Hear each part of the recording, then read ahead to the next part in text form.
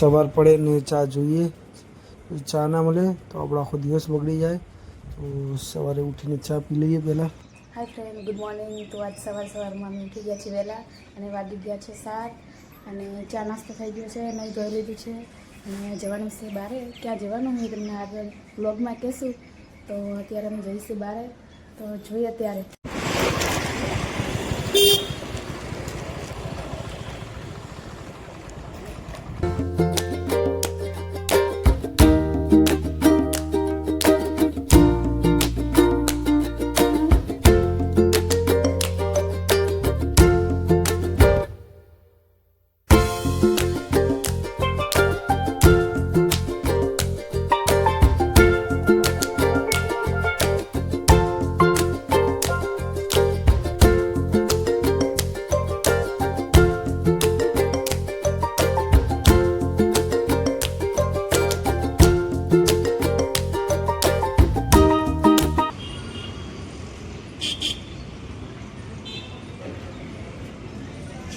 તો ફાઇનલી પહોંચી ગયા છીએ સુરેન્દ્રનગર અને સુરેન્દ્રનગર 100 કામ માટે આવ્યા છીએ. હું તમને થોડાક સમય પછી કહેશું કે અમે સુરેન્દ્રનગર કેમ આવ્યા હતા.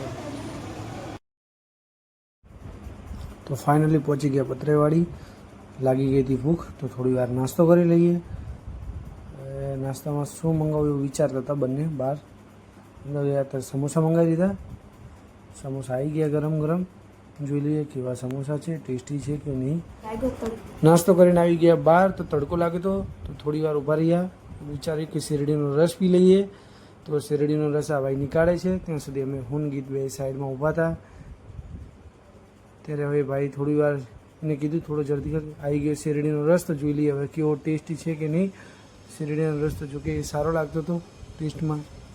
તો ચલો, તમારે પણ પીવો હોય તો તમે પણ લોકો આવી. તો અમે ફાઇનલી ઘરે પહોંચી ગયા છીએ અને તડકો બહુ જ હતો, એટલે બીજે ક્યાંય બ્લોગ શૂટ થયો નહીં. અને ઘરે આવ્યા એટલે 3 વાગવા આવ્યા છીએ અને રવિના ટાઈમ થઈ ગયો છે નોકરી જવાનો.